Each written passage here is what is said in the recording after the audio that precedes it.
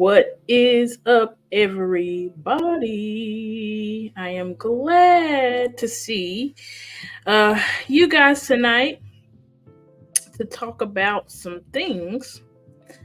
Um, what's up, guys? What's up, Key? What's up, Nisi? Glad to see everybody in the chat tonight. My faithful and favorites.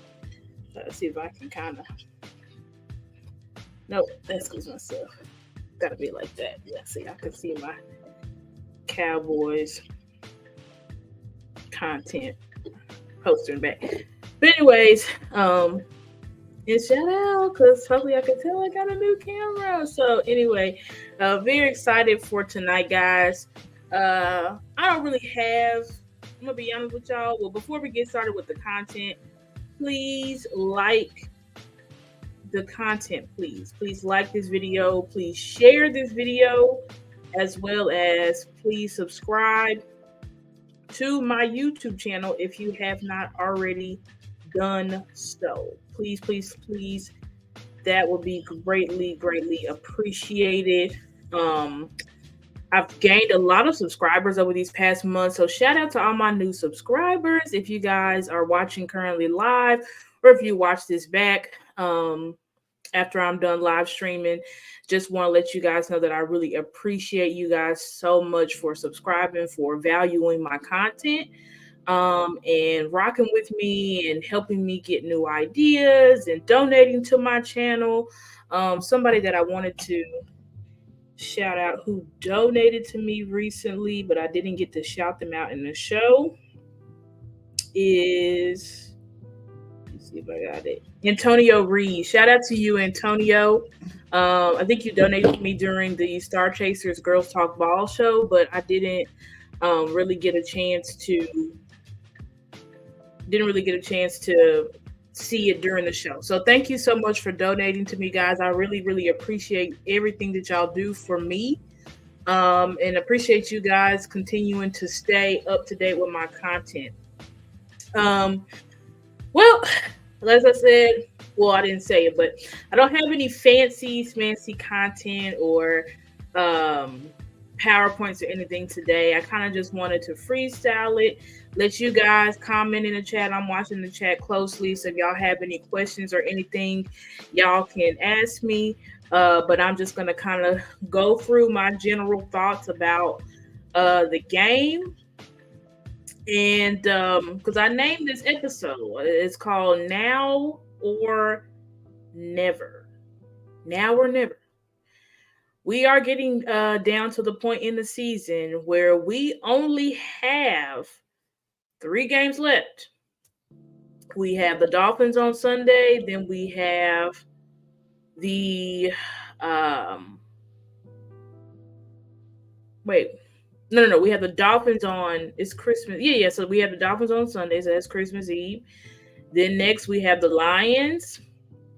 And then after that we have the Commanders, and then that's it. We will do a mini celebration because we are in the postseason. I hope you guys can hear me good on the mic.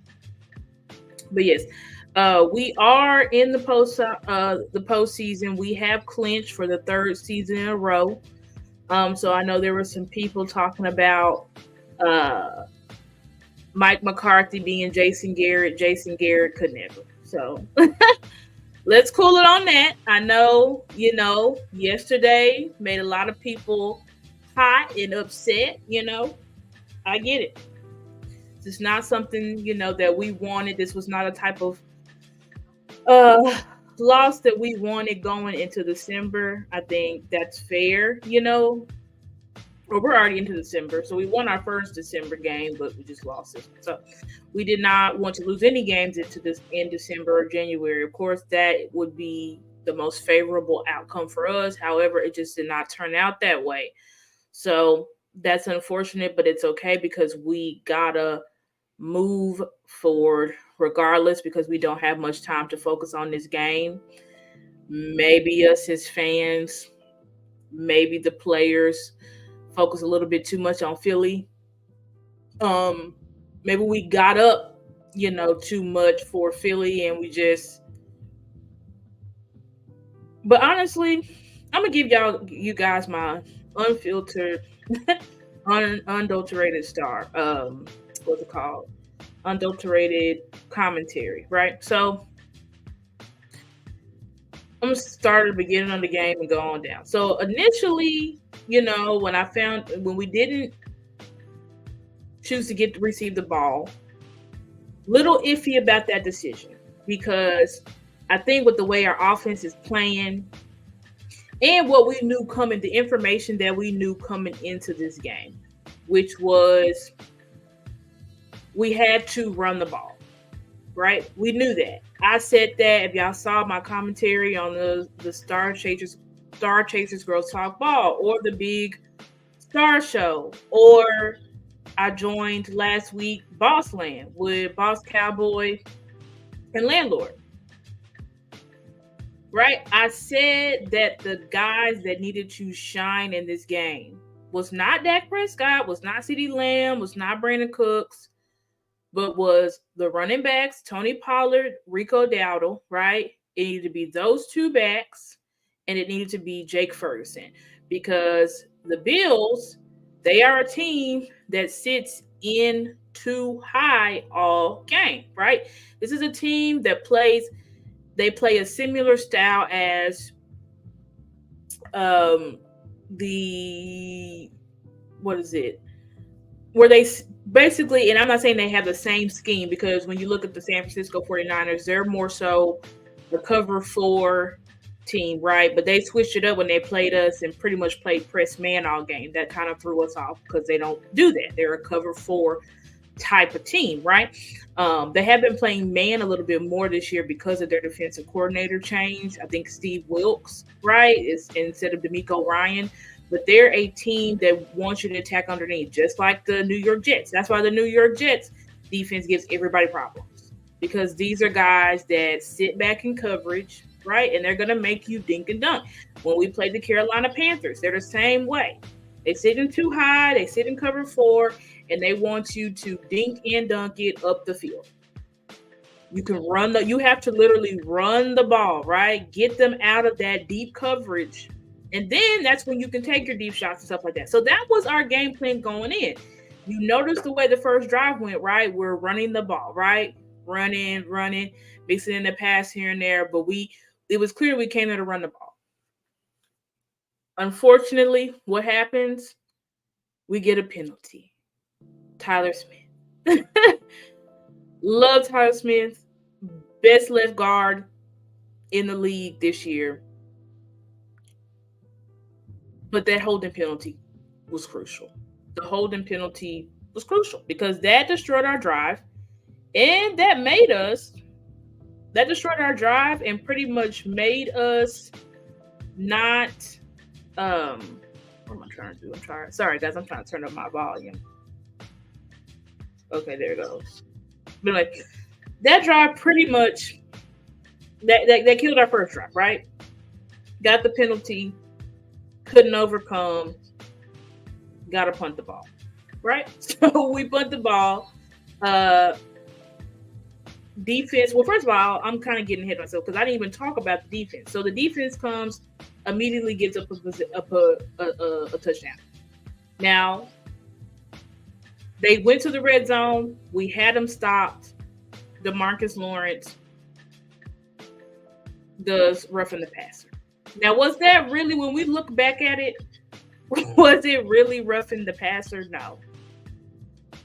Like, it was barely any force at all. But when you study Josh Allen, should have known he's a flopper, right? So any type of force that you give to his body after the game, he's going to fall all down and act all kind of crazy because that's who Josh Allen is. So D-Law should not put himself in that position because that effectively gave them a new set of downs. They scored a touchdown, right?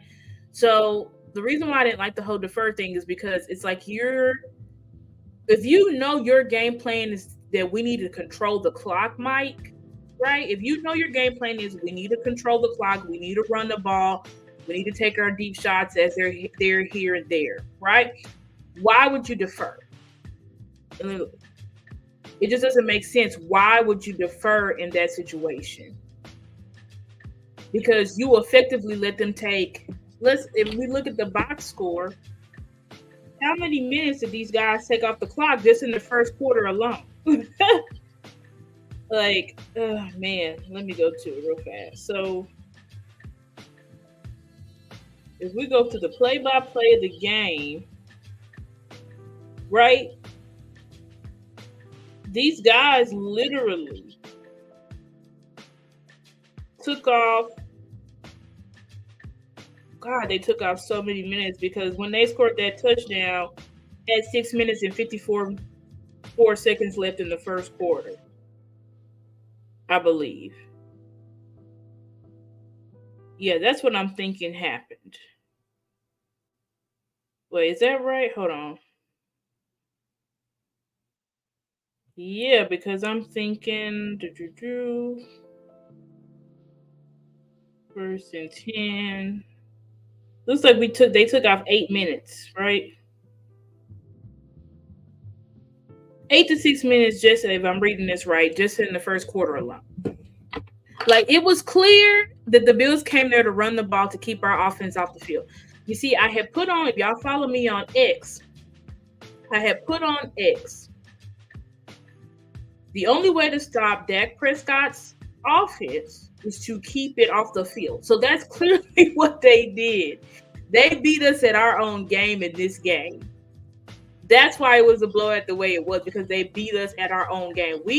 Both teams knew, because of the weather, because of the team's defense playing style, you're going to have to run the ball and control the clock. You can only run the ball and control the clock, though, if your defense is getting stops. Their defense was getting stops. Our defense was not. That's really the tale of the freaking game, right? So anyway, we end up having to punt the ball our first series. Okay, that's not the end of the world. It's still 7-0. Okay. Then the defense comes in. We force a 3 and out. Okay, great. We force a 3 and out. Scores 0-7. Offense has another series. What do? Pass, 3 and out. Literally. If that's not like, what is that, like a script out of Kellen Moore's book? I'm not understanding. See, in the second half, it's understandable why we had to go away from the run game. But in the first half, in our second series, I don't know why we went away from the run game. There was zero reason to go away from the run game. Tony Pollard was killing it on that first drive. I mean, he gets 4 yards, gets 5 yards. Right? Like, this is a guy that we were running the ball successfully. Pretty much the only thing that ruined it was the holding penalty that backed us all the way up. Right? And then we end up getting sacked on our third, because now we ran the ball on the second down after we got the holding penalty. Rico Dowdle lost 2 yards. So we're already on third down. We're 3rd and 14. Try to pass the ball. That gets sacked. So that shows you as well, offensive line was not holding up well, right?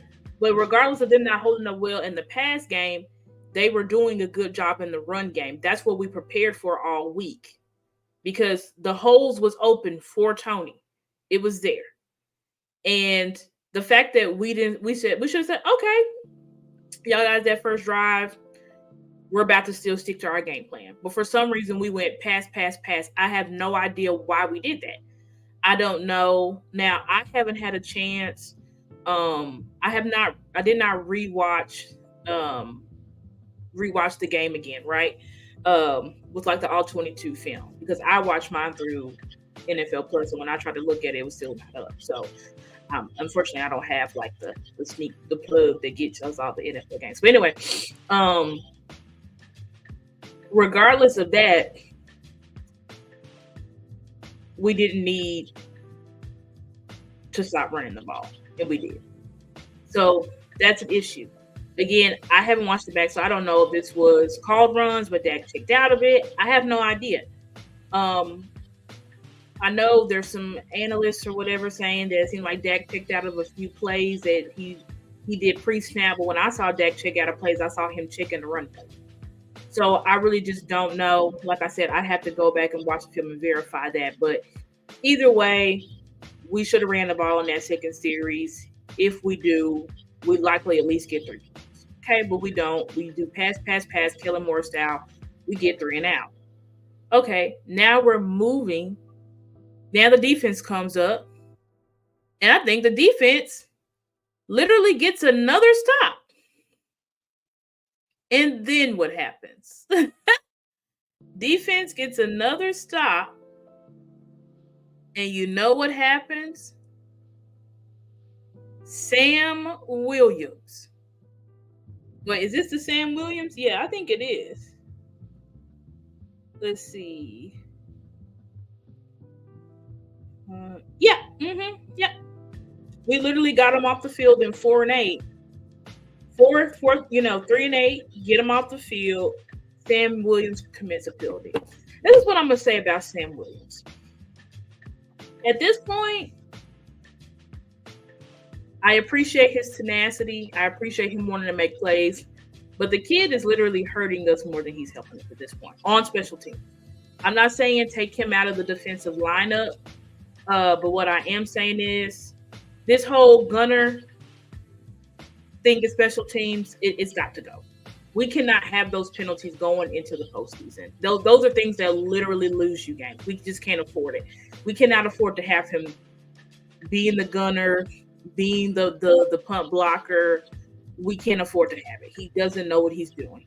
He is a wild card. He's like a Dante. I call him and Dante Fowler are wild cards, right? They're great in pass rush. They can get you some plays, but they also get stupid penalties all the time. Look it up. I'm not lying. All the time. Fowler and Sam Williams, literally, I believe they lead our team defensively in penalties. We cannot have it. I think Tyler Smith leads it on the offense, and Sam Williams or Dante Fowler leads it on the defense. Like, we just cannot, we can't afford to have him in that position. And the thing is, that was a call. And what's crazy is Sam literally almost blocked it, but he literally left his feet and like tried to sumo attack him. I have no idea what Sam Williams was doing. And it's like, Bones, if you're going to call that right there, why not get your specialist, Dorrance Armstrong, who's known to block field goals and punts? Why wouldn't you put him in that position? It makes zero sense to me. But at this point, and then John Fossil admitted he got his ass chewed out by Mike McCarthy because he wasn't supposed to do that in the first place. He did not clear with Mike. He just called it. Then, after that stupid decision he made, the Bills go up 14-0. Okay, now that's when Mike and Dak really started getting it, and Schottenheimer really started getting in the paint. Okay? So after they go up 14-0,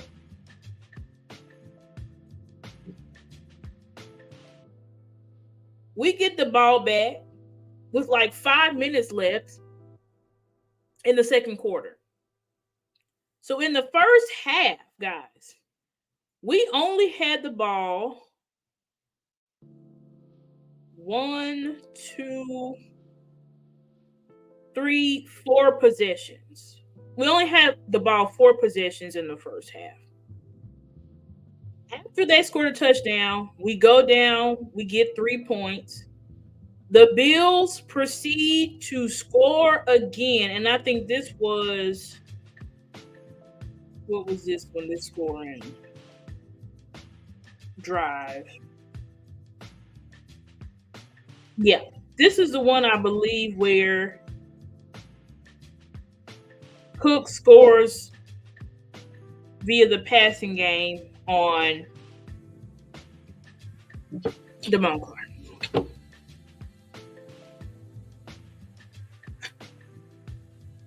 I don't know if y'all play Madden, but if you do play Madden, you'll understand what I'm talking about.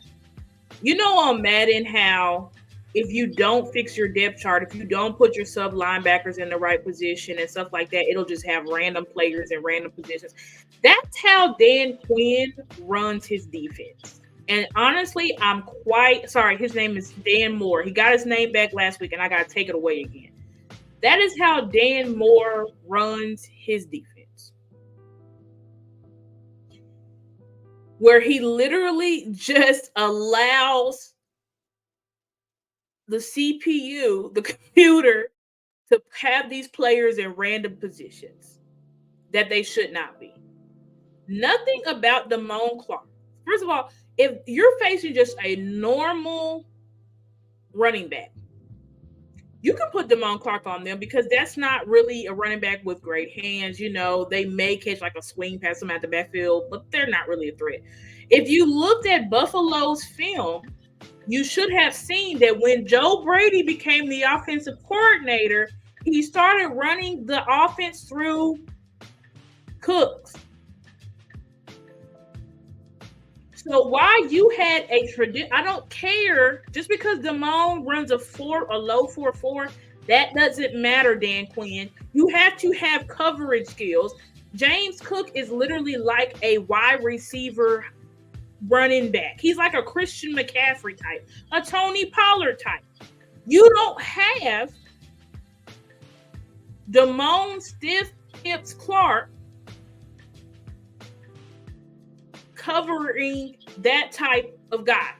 On Cooks, you need a cornerback or a safety. So that assignment should have been to Marquise Bell, or I don't know, Wanye Thomas, or I don't know, Micah Parsons. Y'all remember when we played? I don't know if y'all remember, but go back and watch the game when we played the Giants the second time. Y'all remember how Micah was upset because he wanted to get in on the sack fest. But the reason why the Giants couldn't score points is because Micah he erased Saquon Barkley. He erased him. That's a similar game plan that you should have formulated, Dan Quinn. You should have said, I need somebody this guy, James Cook, is so important. I need somebody to erase him. Because if we erase him, that forces the Bills to put the ball in Josh Allen's hands, who's now, according to Cam Newton, a game manager, because his team is literally saying, hey, Josh, we know you can make plays here and there, but let's literally take the ball out of your hands, and we just want you to not throw a pick. That's it. We just want you to not throw a pick. Because you could clearly see, if the Bills had to live in, we're going to make Josh Allen pass, they would have gotten destroyed. Just like every other quarterback. You would have gotten destroyed. Says, do you think Joe should call defense for a quarter next game? Nisi, I've been saying this for a while, but I'm out on Dan Quinn. I'm completely out on him, and that's really the reason why I know people say it's far-fetched, but I feel like the only way Dan Quinn's gone is if we win a Super Bowl. Because I feel like for some reason he's just going to keep staying around. He's going to want to keep staying around and see if he can make it work with. I want him out of here. I'm done with Dan Quinn and his stunts and his weird packages and him. He's literally Dan Moore because he literally wants to be a guru. He wants to be this defensive guru that has all these hybrid crazy packages, and I'm going to have Micah at defensive tackle, and I'm going to stun out my defensive tackles at the goal line, and I'm going to have my favorites, Donovan Wilson and J. Ron Kurtz, are going to come up and stop the run against 300 pounds. It's nuts to me. And he has cost us in every big game we've had. He has cost us. We would have already lost 5 games. Do y'all forget the Seahawks game? The defense was terrible. Terrible. Like, his inability, common sense would say, when Trayvon Diggs went down in the first place, but you know what, Dan Quinn, he's wanted to try to make DaRon Bland great, right? That's what he wanted to do. There was no need for that because we have a former defensive player of the year on our team. When Diggs was here, it was Diggs cornerback 1, Stephon cornerback 2. When Diggs goes out, it should have been Stephon cornerback 1, Bland cornerback 2. But what did Dan Quinn do? Say, oh, I'm going to make Bland my cornerback 1. For what and for why? When Diggs went out, you need to start playing the matchup game. That's what you need to play. So you have to match personnel with personnel. That's what my brother taught me when he first, shout out to G West, when he first started teaching me the concepts of football. He was like, first thing you need to look at when you're picking plays, you got to match personnel on personnel. If there's 3 wide receivers out there, you're going to need 3 defensive backs. Right? Something crazy that Dan Quinn continued to do during this game was, and I thought there was some random Bills account that popped up on my timeline, but he was really breaking down the game, and he said, this is crazy from Dan. Was a Bills commentator saying this was crazy of Dan Quinn. He kept running out light boxes. He stayed in the dime, in the nickel packages, when it was clear that the Bills were not going to throw the ball. He continued to have Michael on the edge when it was clear the Bills were not going to throw the ball. This is the type of stuff that I'm talking about with Dan Quinn.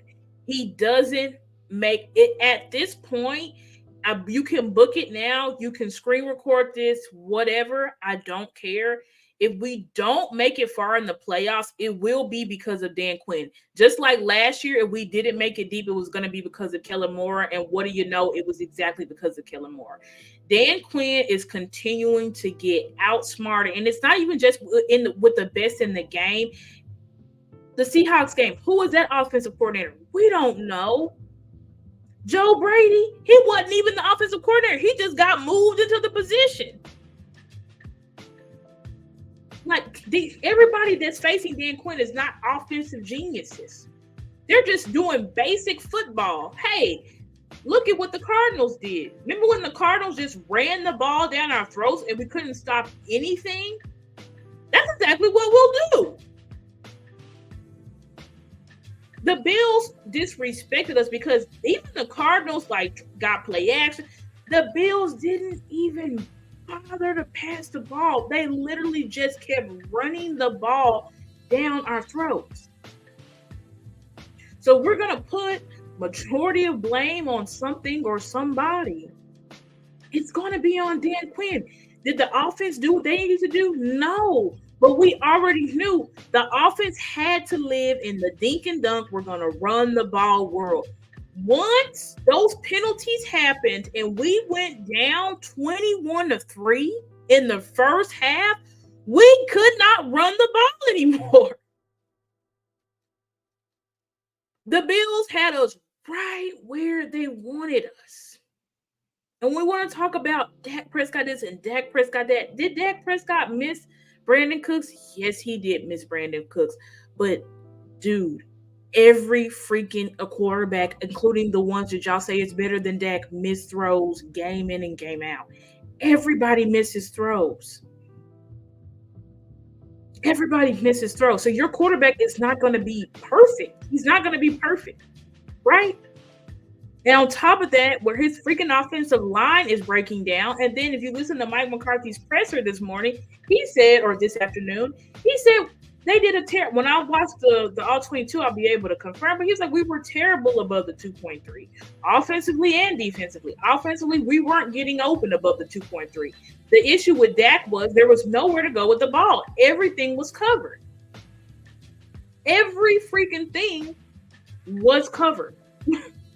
Like, the commentators kept saying it. Like, I've listened to other content creators who have the film already. They're like, yeah, this wasn't a game where it's like, oh, Dak, you just missing it. It was no one was open, but we expected no one to be open because the Bills sit in 2 high and 4 high. And another thing they were running on us, which is really even more difficult, is they were running cover 2 man. So not only they had our men locked up in man, and then also had the ability to take away the deep ball because you have two safeties just sitting up there. Like, it was a recipe. It really was a recipe for disaster on both sides of the ball, because both sides of the ball had to complement each other in order for us to win this game. And I said this was a game where I believe it could have been a blowout for either team.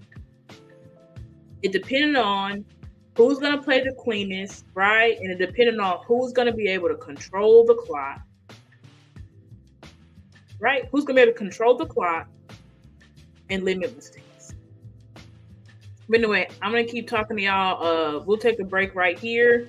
Leave, you can come in and do the Blast Artist of the Week. And then I'll answer y'all's questions, I think, in the next half.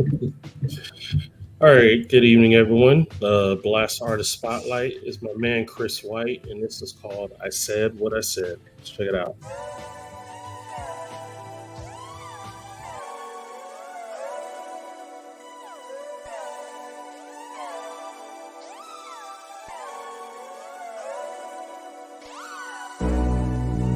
I said what I said.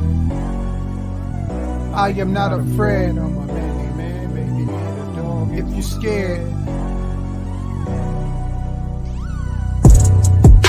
I said what I said on black like Bernie Mac. I am not afraid, I'm a manly man. Maybe get a dog if you scared. Cats stay on the porch, I only run with thoroughbreds. I said what I said on black like Bernie Mac. I am not afraid, I'm a manly man. Maybe get a dog if you scared. Cats stay on the porch. Dear racism, let me be transparent. No more Mr. Nice Guy. I am not my grandparents. Fed up, enough is enough. Like for real, what's up? Both middle fingers up. We've been waiting on Dr. King's dream, but that knee on Floyd's neck got me leaning more towards Malcolm X by any means, and you ain't seen nothing yet. You reap what you sow, so you know what to expect, ho. What you expect, I have supreme intellect. So when I call you out your name, it's with all disrespect. Since you wouldn't heed when we tried a peaceful protest, now we're gonna need you to shut up and cut the check. Too many victims to name, so sick of the attacks, and no amount of reparations could ever bring them back. Now before you fix your mouth to talk about them bootstraps, know this whole mother was built on my ancestors' back. You probably say I'm not a Christian and my words lack tact. So in Jesus' name I pray your grandbabies be black. When you can't sleep and count sheep, I hope they be black. And in your dreams see me kicking this rap at the deep pack. In a room filled with brothers and sisters, we be packed. Screaming wake up, thirsty your coffee and tea black. Like a Tootsie Roll, whatever you think you see black. Ever haunted by the ghosts of those murdered in ski masks. Shame that they had to die to be free at last. Land of the free, huh? We don't believe that trash. No matter how low the price go, keep your gas. And unless I'm buying black, I'ma keep my cash. Collectively, let me speak on the black people's behalf. You wouldn't listen, now you wanna talk, we'll pass. Y'all funny like Harlem Nights, making us laugh like Deloise Kiss our entire, yeah. I said what I said on black like Bernie Mac. I am not afraid, I'm a manly man. Maybe get a dog if you scared. Cats stay on the porch, I only run with thoroughbreds, yeah. I said what I said on black like Bernie Mac. I am not afraid, I'm a manly man. Maybe get a dog if you scared. Cats stay on the porch, I only run with thoroughbreds. I said what I said on black like Bernie Mac. I am not afraid, I'm a manly man. Get a dog if you scared. I only run with thoroughbreds. I said what I said, black like Bernie Mac. I am not afraid, I'm a manly man. Maybe get a dog if you scared. Cats stay on the porch, I only run with thoroughbreds. Now say his name, say her name, say his name. No justice, name, no peace. We don't need no racism, no police. No justice, name, no peace. We don't need no racist, no police. Yeah, say their name. I am not afraid. Say their name. No peace. We prepared like we ain't scared. We ain't scared, yeah. I said what I said, I'm black like Bernie Mac. I am not afraid, I'm a manly man. Maybe get a dog if you're scared. Cat stay on the porch, I only run with thoroughbreds.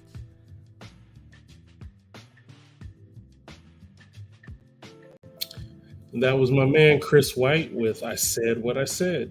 And if you are an independent artist or a spoken word poet or even an up-and-coming comedian looking for some exposure, you can go to blastmusic247.com and register for free.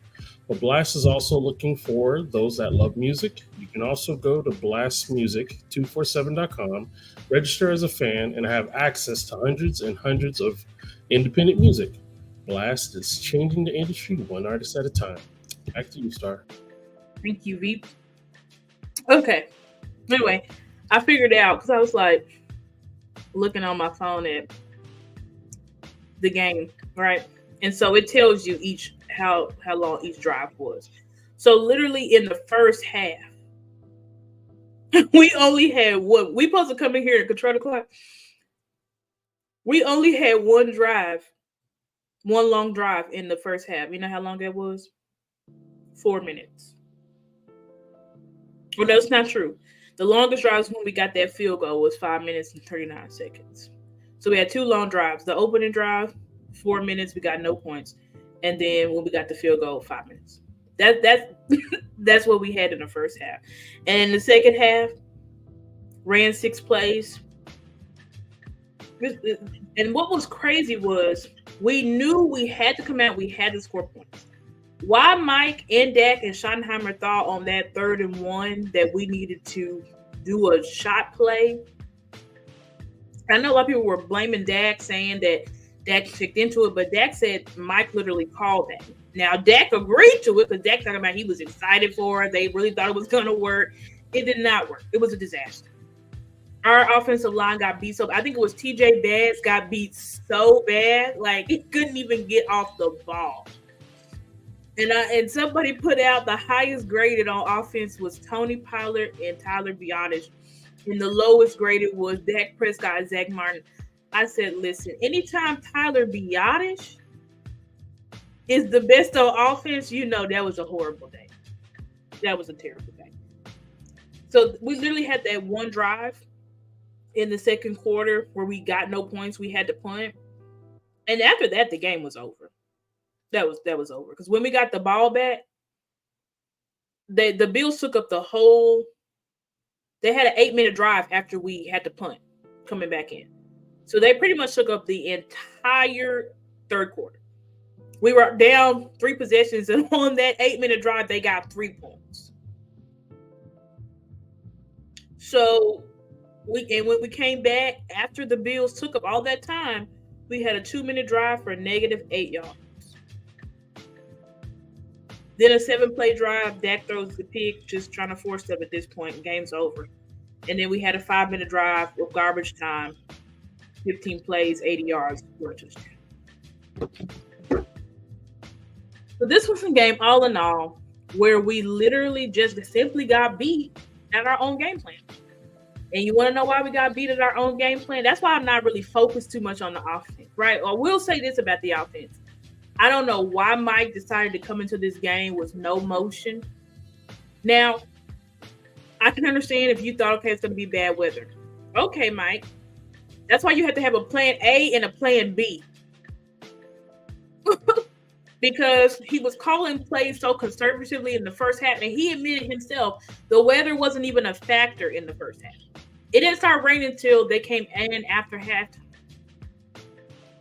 So that's what's crazy to me. It's like, why were we calling plays as if it was horrible conditions outside in the first half?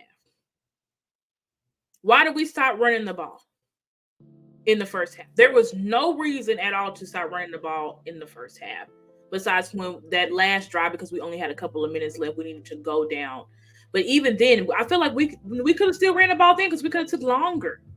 Because we ended up giving the Bills back the ball, literally, in the first quarter. Because after we scored that field goal, yeah, we gave the Bills back the ball. They score a touchdown.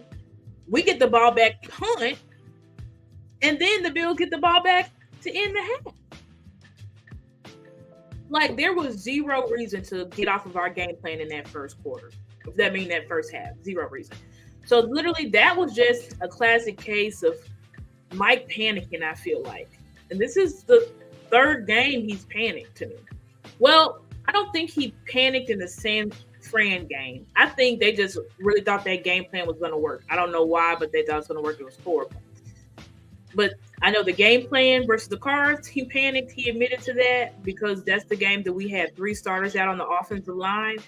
And then in this game, I think he just panicked the way that the game went, where they thought, okay, we gotta put points up. But it's like, Mike, you know this type of defense. Stick to the game plan in this type of game. You gotta stick to in this type of game because of the way that defense played. You needed to stick to the game plan. You only deviate from the game plan if we could not run the ball. We were running the ball great. So there was no reason to do that. But anyway, we couldn't keep it up. We couldn't get back to it because our defense was getting obliterated on the ground. It was literally the Cowboys versus the Rams. Remember the 2018 playoffs? That's exactly what it was. 200, how many yards? I'm sorry. Uh-oh. Hope y'all can see me. Let me look up how many yards they had. I mean, gosh, team set. Let's see. They had how many rushing yards? 266 rushing yards the Bills had. 266. So it wasn't just James Cook. All of their running backs was running on us with these. And why was that happening? Because of Dan Moore. Because of Dan Moore refusing to get a package on the field that could actually stop the run and stop those pulling tackles and those pulling guards from literally obliterating us. They just kept doing it over and over and over because Dan refused to get out of. He refused to get out of dime. It's like he just kept thinking. It's like, Dan, at this point, sell out to stop the run, dog. Like, sell out. You got to sell out at this point because they're basically telling you, if you don't get out of this defense, we're going to keep running the ball. The same thing we were trying to do to the Bills defense. If you don't get out of this defense, I'm going to keep running the ball on you. We got beat at our own game. That's just the end of it. I don't think it was the players were soft, right? I think the players came in here trying to prove a point once again, just like San Fran, and we got punched in the mouth. Because we're trying to win. We're trying to win the fist fight game. That's what we're trying to win. We're trying to win the fist fight game and the physicality game. But you have to have disciplined aggression. We didn't have disciplined aggression in this game. Then you got coordinators going off script. Like, what are you doing? You going off script with a guy that you know is a hothead. You cannot trust him. Bones, if you're going to do that without authority from Mike McCarthy, get Dorrance Armstrong to do it, who is a specialist at that. You don't get Micah Parsons. I mean, sorry, not Micah Parsons. You don't get, hell, you could have even used Micah Parsons right there. If anything, you can DA Micah Parsons, one of the corners. Anybody but hothead Sam Williams. It's like you're just too busy trying to prove a point with Sam Williams and y'all want to get him involved and do all of this stuff, but he's too much of a hothead. He cannot be trusted. I don't want him on special teams any longer. I'm done. I'm done with Sam Williams on special teams. Please get him off. He's hurting us more than he's helping us. He's hurting us more than he's helping us. Okay? Ultimately, I named this show Now or Never. Adjustments have to be made. Nisi, you asked me if Joe Witt should call the plays. I'm at this point, we need whatever needs to be done. We need to happen whatever needs to be done. right? People talk about let's get Ndamukong Suh. I'm fine with going to get Suh. We can get him to help, right? We can get him to help. But stopping the run is about discipline and want to. Simple as that. Discipline and want to. I bet you if I watch the film, it's going to look very, very Cardinals game where everybody's trying to make a play instead of just playing their assignment. That's the problem with this defense. Just play your assignments. You see, when they played their assignments versus Philly, they held the team to 6 points. This is what I was saying. I said if this team showed up like we knew they could show up, we was going to blow the Bills out. But what did they do? Playing totally uncharacteristic. And that has been an issue. We play uncharacteristic on the road on both sides of the ball. Can't get takeaways on the road, even though we did get a takeaway, but Mike didn't call it. Listening to how Mike responded about it, he said, hey, when I make those decisions, I do things. Mike is he does things the same way. So we're looking like they're running to the line, like, just throw the flag. But Mike's like, that's not how I do my challenges. We don't do our challenges unless we have clear picture from up top. Up top tells us throw the flag. That's it. And I'm sure the way the game was going, Mike was probably thinking we need to conserve our timeouts because this game is going badly and we need to score points. So that's just one of those things where it's like there's just football a lot of the times is also a cat and mouse game. And it's just Mike didn't win on that decision. Right? But he's also made decisions that people have crucified him for. And he's won the game. Think about it. Okay, why didn't we go for it? When we got that field goal in the first half, like why didn't we go for it? Remember in the Philly game? See, this is what I'm talking about. Y'all remember in the Philly game? When we said, if we just had to kick the field goal every time, we win the game. Mike's probably trying to think, okay, let me use my prior knowledge. Let me not force it. Let me not force it. Let me just get the points here.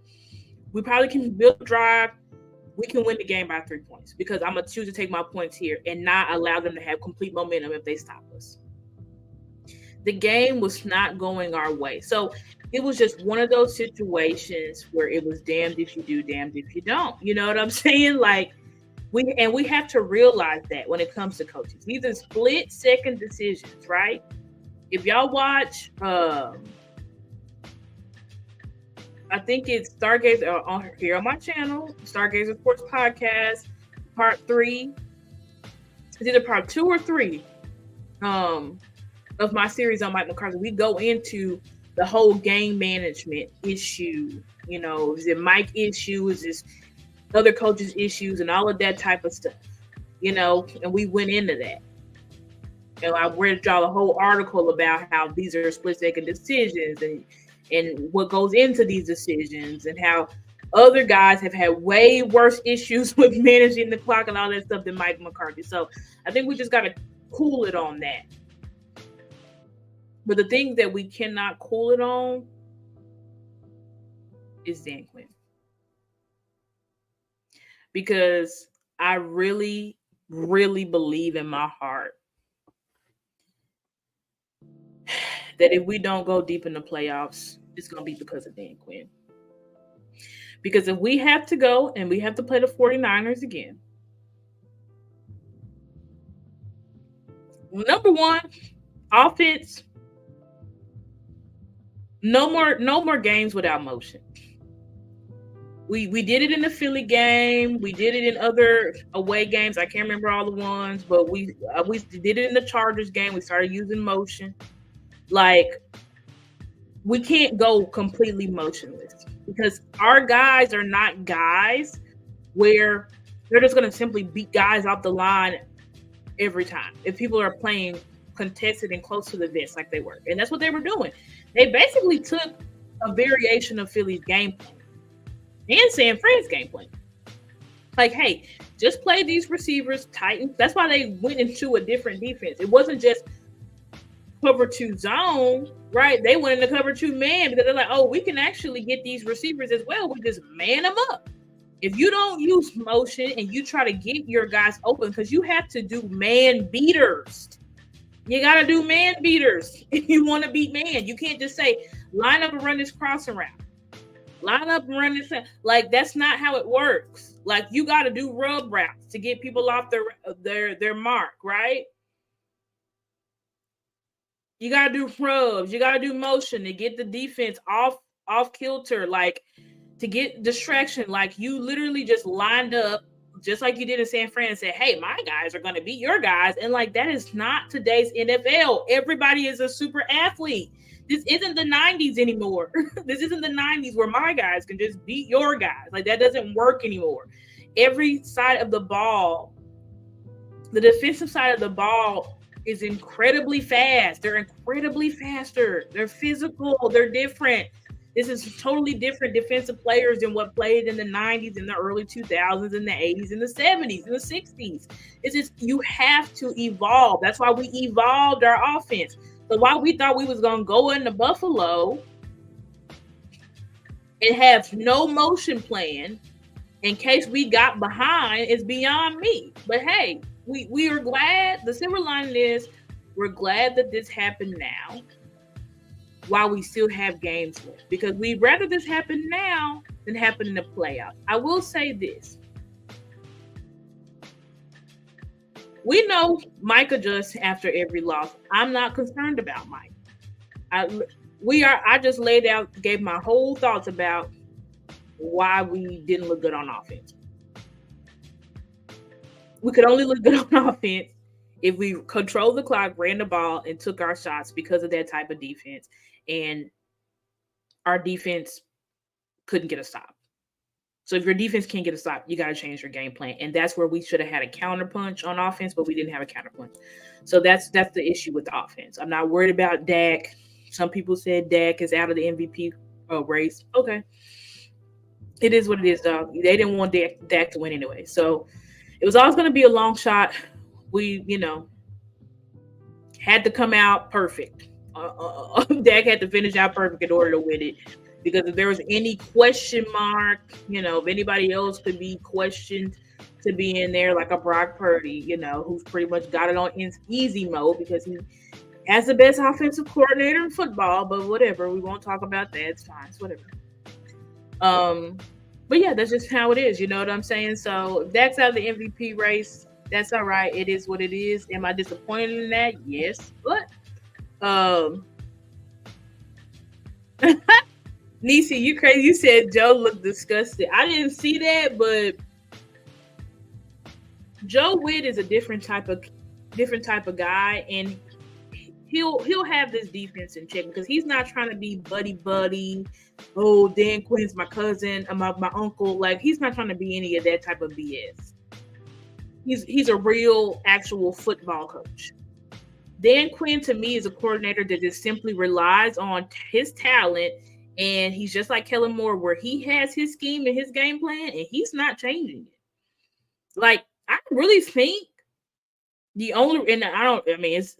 this is just a theory. I don't know. But I really think that the only reason why Dan Quinn made the adjustment in the Seahawks game and put Gilly on DK is because Mike likely told him, adjust now. Otherwise, Dan Quinn would have just kept rolling with it. Oh, he's gonna bounce back. You know how Dan Quinn is. I've had enough of Dan Quinn. I am out on. Look at me. I am out on Dan Moore. I'm out. Even if he improves and and we win Super Bowl, thank God, I still want him gone. He's got to go. He's got to go. Let him go, coach Carolina or coach or whatever. Raiders. I don't care where he coaches. I just don't want him in Dallas any longer. He's got to go after this year. I'm ready for Joe Witt, Al Harris. I think both of those are formidable candidates that can really help us. But Dan Quinn, and this really also going to come down on Mike as well. Like, Mike You need to tell Dan Quinn, first of all, you're the head coach. Dan Quinn is your coordinator. You need to go and tell Dan Quinn these exotic defenses and stuff, Dan's got to stop. We've got Miami on Sunday, who is the number one rushing attack. Now, it's different because they will attack. They run the ball, but they do attack differently, right? They're not a power run scheme like the Bills was doing us. They're more of a, zone concepts and in the rounds and all that type of stuff, which I really do feel like we're going to be way better at because we have the linebackers that are predicated on running sideline to sideline and stopping speed, right? We basically have two-wheel linebackers in Damone Clark and Marquise Bell. So the Dolphins scheme is better for us to handle.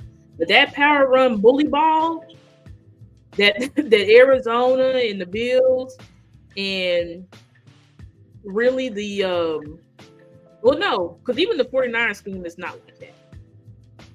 In the past 2 to 3 outings with the 49ers, they don't really run on us like that because we can stop pretty much like those zone type of schemes where it's basically like the back has to find the hole, stuff like that. We're really good at stopping that. And that's because that's what we've mostly faced all year. That's why the run game hadn't really been a problem. But that's because we forgot about the Arizona game. If somebody chooses to play bully ball on us, this dime package doesn't work, and Dan Quinn doesn't have a counter. I'm not worried about this because Miami's not about to change their scheme and do bully ball. McDaniel, even though he used to be a run game corner, all this stuff, he likes to pass the ball a lot. It's very exciting for him. So he will be passing the ball. Okay. He gonna try to run it right, but he will be passing. He will be passing the ball. And like I said, the scheme is a lot better for us. The type of run scheme is better. So I do expect us to bounce back. This team always bounces back. If we don't bounce back, I'll be shocked. But it's not the end of the world because you're gonna have to just move right on to the Lions game because now the Lions are a team. They are power and they will run the ball down your throat. And they're very nasty and they're very physical. And Jahmyr Gibbs is really taking off. And I forgot their other running back, but he's also been a terror this year. So, we are lucky in the sense that the football guys if we had won this game, Dan Quinn would not fix anything. And I think the football guys is like, y'all got to lose one more so that we can show you, like, you still have a major problem. Dan Quinn, Dan Moore, you have a major problem and you need to adjust. And now all the TV analysts on the 3 and 4 letter network is exposing you, Dan Quinn. They're exposing you. You're getting exposed. Are you going to do anything about it? If he don't do nothing about it, I'm with Nisi. He needs to get play calling taken right out of his hands. And Nisi, it's possible. Miami could go. They're going to test us. We have to be able to stop the run, period. Every team now is going to test us because why get my quarterback hurt and why allow my quarterback to look like a bum against this pass rush, which most quarterbacks do, if I can just run the ball down y'all's freaking throats. So I don't know what they're going to do this week, but an adjustment needs to be made and it needs to be now or never. Because if it's not made now, if we don't make the adjustment now, we're not gonna just magically make this adjustment in the postseason. Because right now we need, and I think Philly is already up on Seattle. We need Philly to lose versus Seattle, and we need them to lose one of those games against the Giants to be in play to win the division. Because we sit here and lost versus the Bills. So now our fate is really in the hands of Philly, which they're not a great team right now, but they're probably, unless Geno can be Geno, who when he played us, they're probably gonna beat the Seahawks, which means we're gonna likely be on the road, and we're a totally different team on the road than we are at home. That's the narrative, but unfortunately it's true. And we're going to be on the road. And we're going to have to play the 5th seed. We're going to play the Bucs, and we're likely going to blow them out. And then we're likely going to have to go face the number 1 seed, who will be the San Francisco. It's really setting up for this to be the exact same, unless one of the higher seeds like the Lions or Philly gets got. That's the only way. If the Lions or Philly gets got, then we ain't going to have to face the 49ers if we the 5th seed. We won't have to see them to the divisional. But if the Lions don't get got and the Philadelphia Eagles don't get got, we're going to have to go right back to, what is that, Levi Stadium? So Cowboys better fix, and they better fix fast. They better make adjustments, and they got to make adjustments now or never. But anyways, guys, thank you so much for being in the chat with me. Love you guys so much. Please like this video. Please subscribe to my YouTube channel if you haven't already. Please share the video. Share my content. Help me get my content out there. I really appreciate you guys rocking with me in the chat. Let me make sure I didn't miss any things. I felt like... Oh, Key, there's one question. I'm going to answer this, and then I'm going to sign off. He says, should we reevaluate the front 7? Yes. Dan Quinn, these exotic packages needs to stop. I only want to see exotic packages literally on 3rd down.